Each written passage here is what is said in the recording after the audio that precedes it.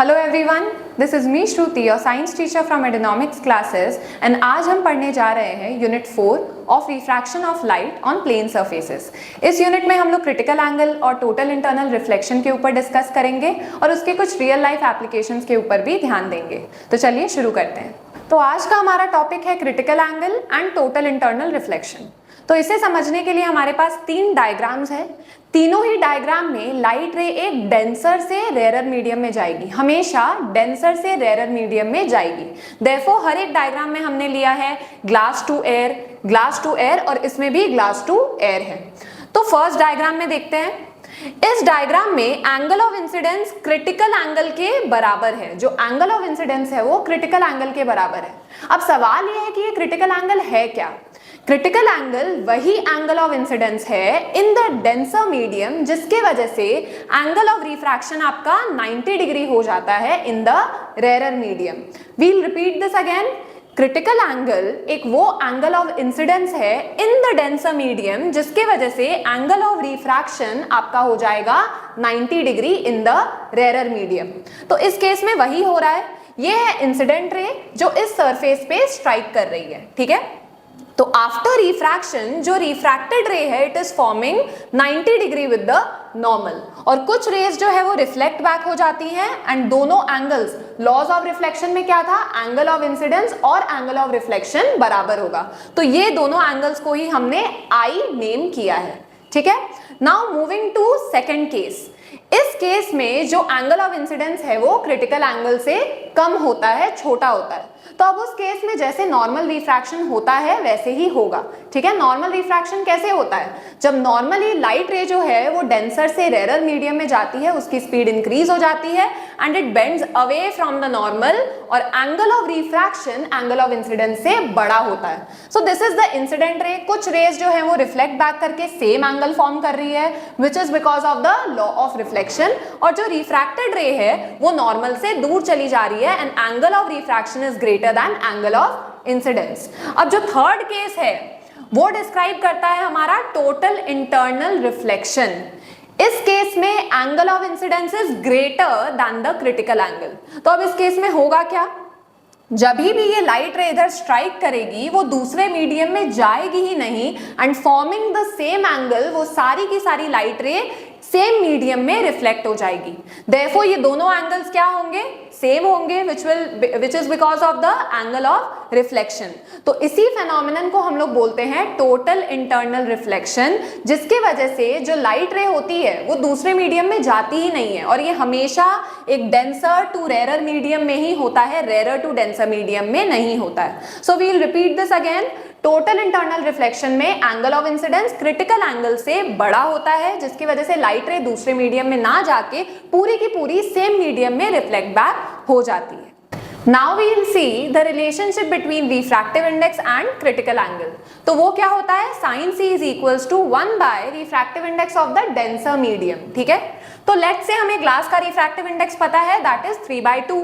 तो अब वैल्यू हम लोग इसे यहाँ पे पुट करेंगे। तो रिफ्रैक्टिव इंडेक्स की जगह हम लोग ग्लास का रिफ्रैक्टिव इंडेक्स डालेंगे एंड ये रेसिप्रोकल होके आएगा 2/3, ठीक है। तो अब हमें क्या समझना है कि साइन के कौन से डिग्री में उसका वैल्यू 2/3 आएगा। तो साइन 42 डिग्री होने से वैल्यू 2/3 आता है। तो इससे हमें क्या पता चलता है कि ग्लास में इंसिडेंट रे का क्रिटिकल एंगल क्या हो जाएगा? 42 डिग्री। ये अलग अलग मीडियम्स में चेंज होता रहता है। सो क्रिटिकल एंगल अलग अलग मीडियम्स के साथ, अलग अलग रिफ्रैक्टिव इंडेक्स के साथ भी चेंज होता रहेगा following this relation. So let's go through the definitions now. Critical angle is the angle of incidence in the denser medium corresponding to which the angle of refraction in the rarer medium is 90 degree. Next, what is total internal reflection? When a ray of light traveling in a denser medium is incident at the surface of a rarer medium at an angle of incidence greater than the critical angle for the pair of media, the ray is totally reflected back in the denser medium. This phenomenon is called total internal reflection. What are the factors affecting the critical angle? तो सबसे पहला factor है wavelength of light. Wavelength means colour of light. Light में 7 colours होते हैं, that is VIBGYOR. तो ये violet, indigo, blue, green, yellow, orange and red.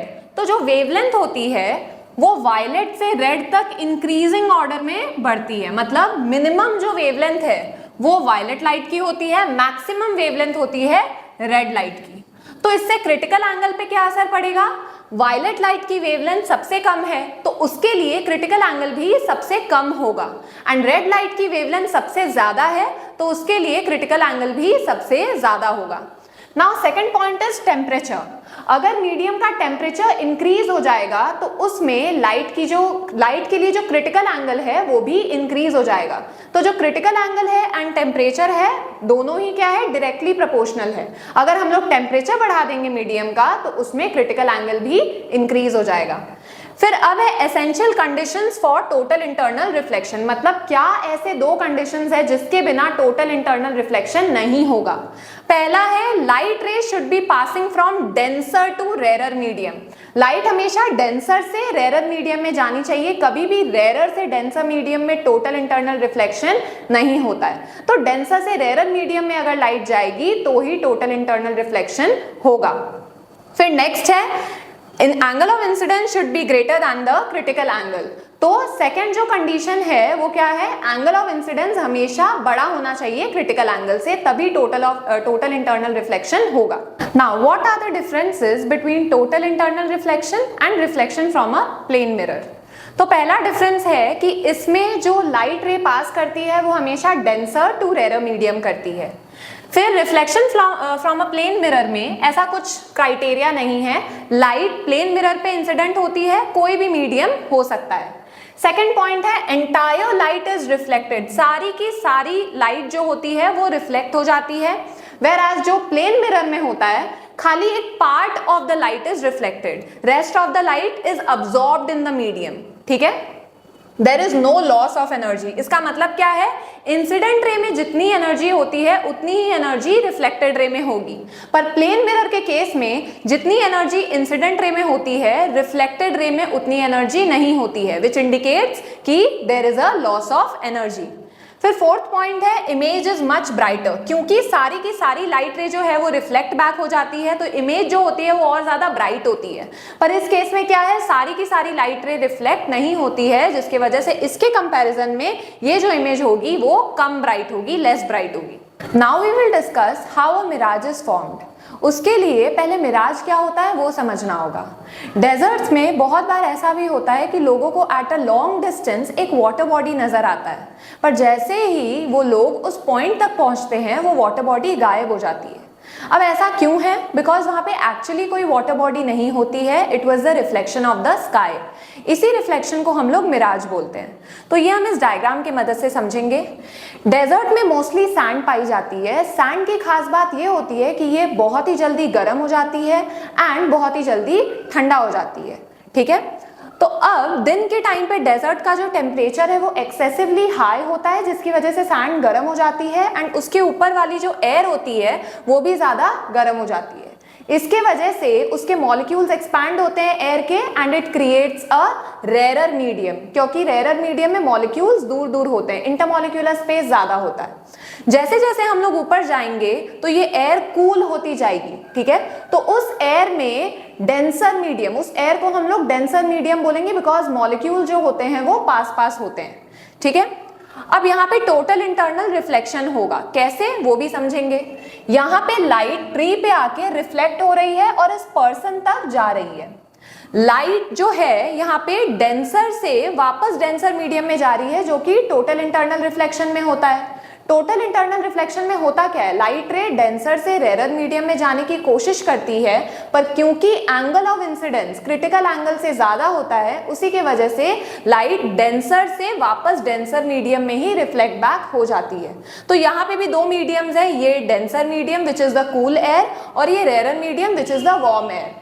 तो लाइट ट्री से रिफ्लेक्ट होकर के इस पर्सन तक जा रही है, क्योंकि angle of incidence critical angle से ज्यादा है तो ये टोटली मतलब डेंसर मीडियम में ही रिफ्लेक्ट बैक हो जाएगी। इसे यहां जाना चाहिए था पर ये टोटली डेंसर मीडियम में ही रिफ्लेक्ट बैक हो जाएगी। तो यहाँ पे टोटल इंटरनल रिफ्लेक्शन हो रहा है। अब हम लोग क्या अज्यूम करते हैं कि ये जो दो लाइट रेज है वो इधर से ओरिजिनेट हो रही है।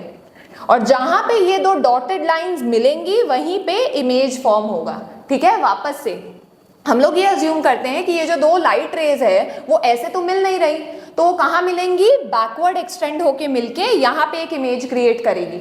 तो इस इंसान को क्या लगेगा कि यहाँ पे एक पेड़ है, पर that is not the actual tree, वो बस एक रिफ्लेक्शन है। ठीक है, अब यहाँ पे मैंने खाली दो रेज का एग्जांपल लिया था, ऐसे तो बहुत सारी लाइट रेज होती हैं, स्काई से भी रिफ्लेक्शन आती है, तो यहाँ पे स्काई की भी रिफ्लेक्शन आ जाती है। तो sky is blue in colour, जिसके वजह से यहाँ पे इंसान को लगता है यहाँ पे एक वाटर बॉडी है।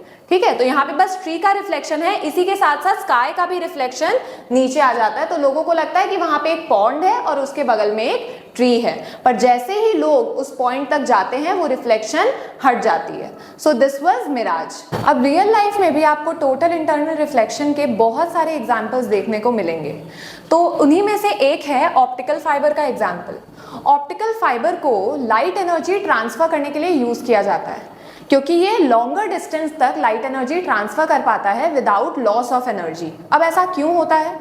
ऑप्टिकल फाइबर एक डेंसर मीडियम है एज कंपेयर टू एयर, तो लाइट रे जब भी इस फाइबर में एंटर करती है तो एंगल ऑफ इंसिडेंस हमेशा क्रिटिकल एंगल से बड़ा होता है, जिसकी वजह से टोटल इंटरनल रिफ्लेक्शन होता है ऑप्टिकल फाइबर में, जिसकी वजह से लाइट रे इस वायर को एस्केप नहीं कर पाती एंड लॉन्गर डिस्टेंस तक वो ट्रैवल करती है विदाउट एस्केपिंग द फाइबर, तो कोई भी लॉस नहीं होता है लाइट एनर्जी का। सेकेंड एग्जाम्पल है sparkling of a diamond. Diamond में जब लाइट रे एंटर करती है तो डायमंड के बहुत सारे फेसेस हैं। अब हर फेस में, मोस्ट ऑफ द फेसेस में एंगल ऑफ इंसिडेंस क्या, क्रिटिकल एंगल से बड़ा होता है, तो लाइट रे इंटरनली ही बार बार रिफ्लेक्ट करती रहती है, बार बार टोटल इंटरनल रिफ्लेक्शन होता रहता है और लाइट रे मोस्ट फेसेस से डायमंड से एस्केप नहीं कर पाती। पर एक दो फेसेस डायमंड में ऐसे होते हैं जहां पे angle of incidence critical angle से छोटा हो जाता है और वो जो सारी लाइट जो बार बार इंटरनली रिफ्लेक्ट कर रही थी वो उन्हीं फेसेस में से बाहर निकल जाती है।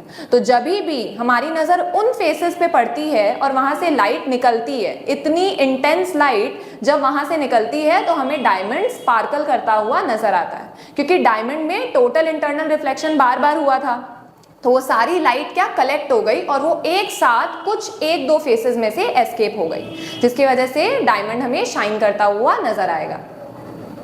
तो इसी के साथ यूनिट 4 हमने फिनिश कर लिया है।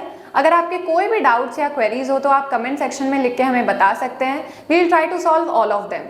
टिल देन मिलते हैं नेक्स्ट वीडियो में।